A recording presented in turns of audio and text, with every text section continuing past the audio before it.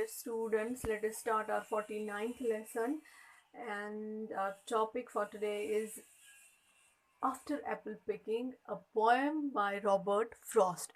First, let us have some information about the poet Robert Frost.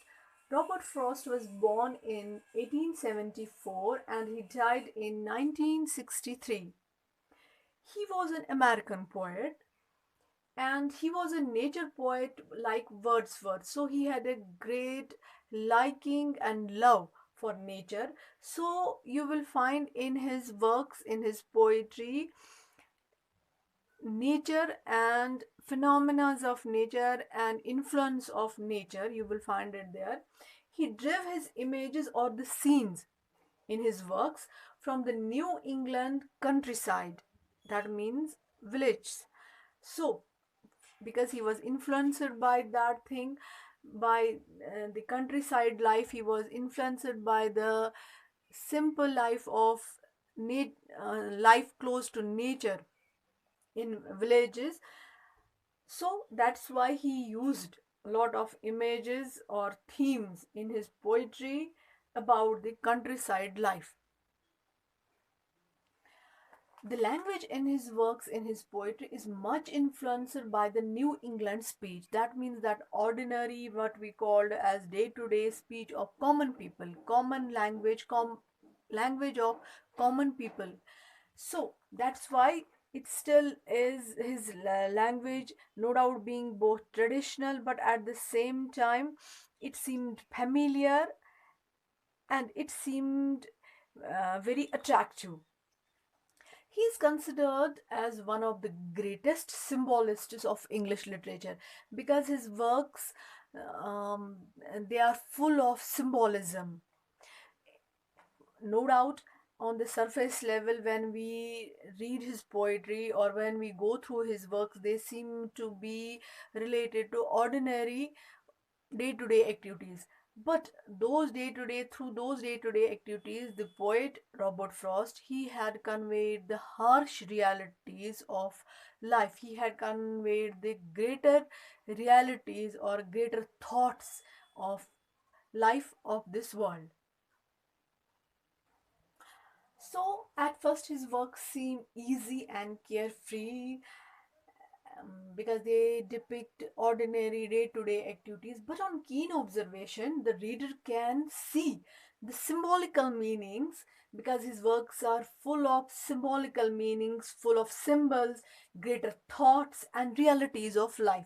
That's why his work, he's considered to be one of the greatest symbolists of English literature.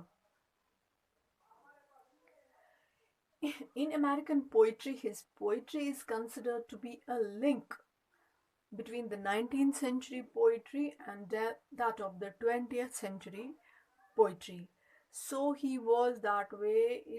His poetry, it at the same time belonged to the 19th century poetry, but the thoughts presented by him in his poetry also much later, they were the thoughts on which other writers, other poets of the 20th century writers or poets wrote their poetry. So his poetry, it is considered to be a link between the poetry of the 19th century and that of the 20th century.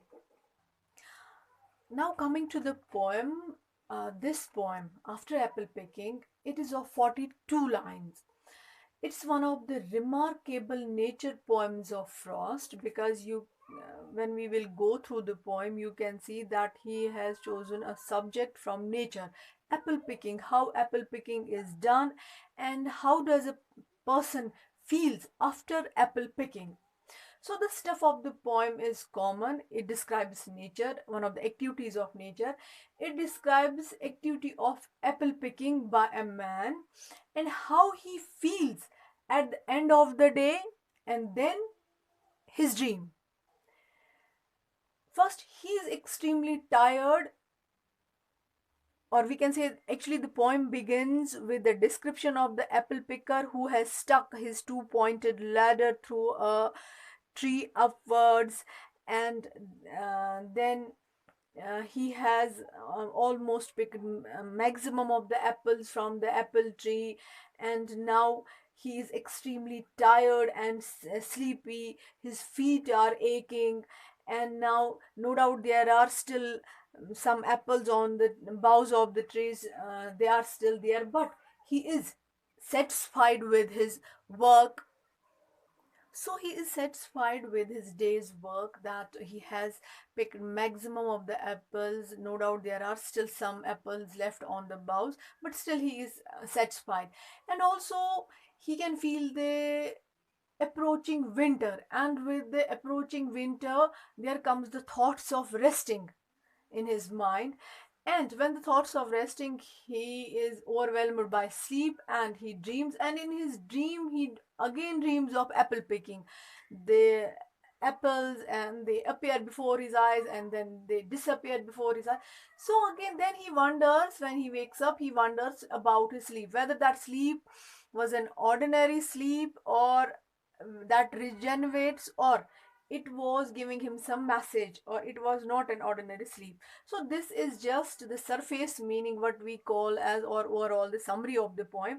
But at if we look at the deeper level, because Robert Frost, he was a symbolist, so he talks in this poem all about what we call as life, how life is, how there are various phases of life, how we go through those various phases of life. There are things, there are temptations, there are so many desires which we want to fulfill, and how does a person feels after fulfilling his desires, how does a person feels. And then at the same time, at the last phase of his life, that is old age, he is overwhelmed with the thoughts of sleep, and here that sleep means that is death. And he's then his mind is filled with the thoughts, that is that whether that whether death is also just like ordinary sleep, or death is that you just sleep in this world and you wake up in the next world.